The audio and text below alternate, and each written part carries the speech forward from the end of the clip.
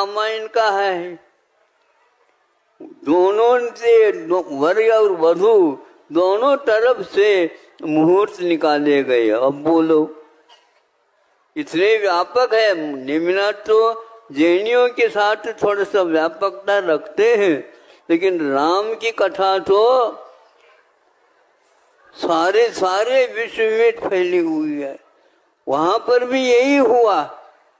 यदि सीता के साथ उनका हुआ संबंध हुआ तो आप लोगों को याद है, ज्ञात है, सुना है, पढ़ा है, सब कुछ किया।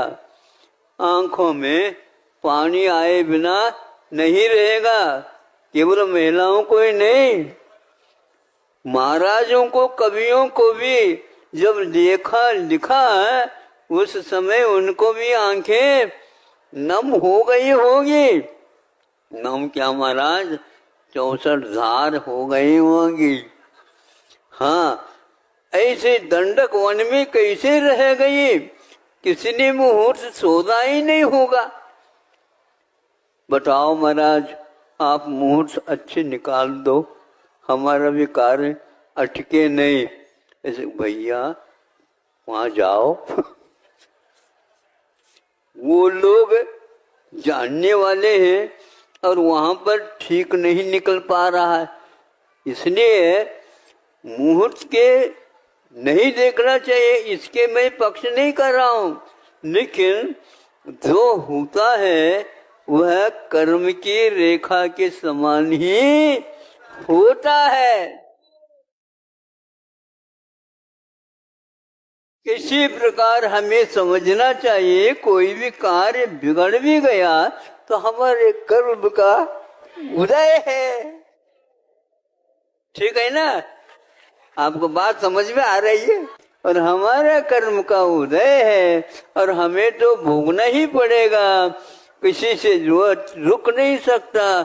अरे महापुरुषों को जब वह नहीं छोड़ता है, फिर हम कौन से वन की मूली है बताओ?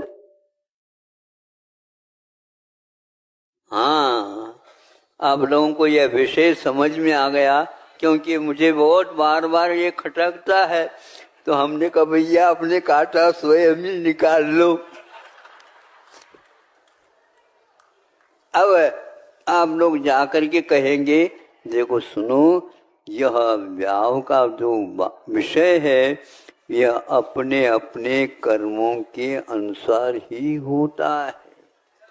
हाँ, इसमें आप कैसे भी मुहूर्त निकालो, मुहूर्त निकालने के उपरांत शादी हो भी जाए तो भी वही जो होगा फल कर्म के अनुसार होगा।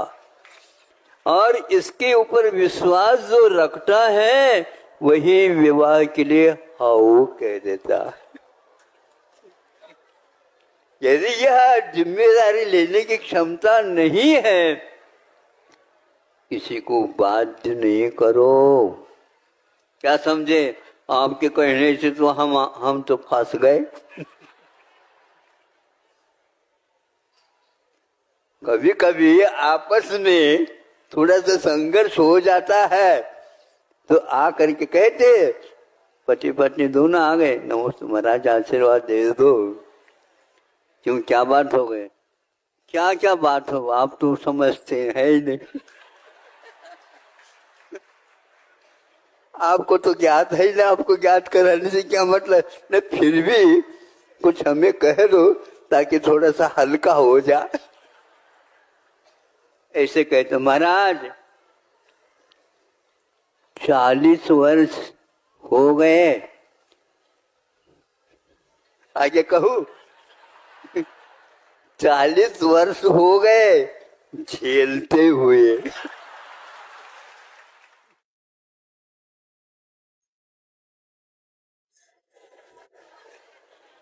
झेलते का अर्थ क्या होता है?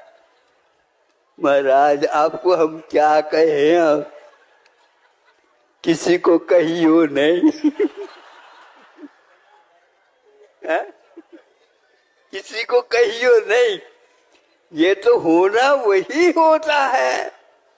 जितना हुआ है अच्छा हुआ, कर्म के अनुसार हुआ, आगे भी ऐसा ही होगा।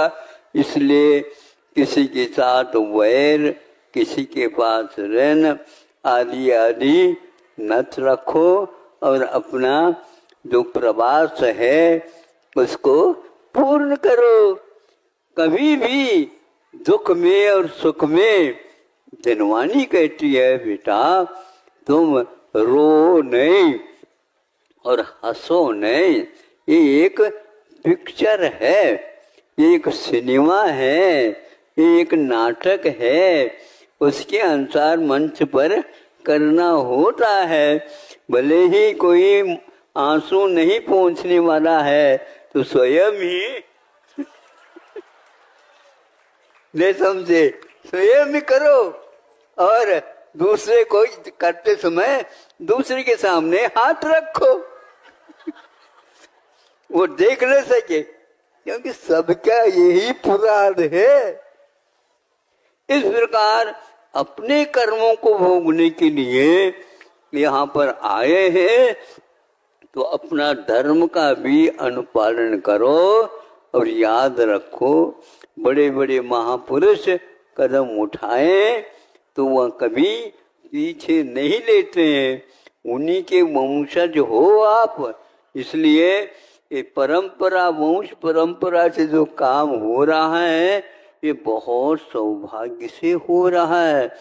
4 पुरुषार्थों का विवेचन आप लोगों के लिए किया गया है, उसके अनुसार चलोगे, निश्चित रूप से भविष्य भी सुंदर ही रहेगा, उज्जवल रहेगा। और किसी से कुछ मांगो नहीं, प्रभु से यदि मांग सकते हो तो हम और कुछ नहीं चाहते हैं, केवल आपका समागम हमें आगे भी मिलता रहे। अहिंसा परमो धर्म की। मैं जिनके लिए तरसा हर पल,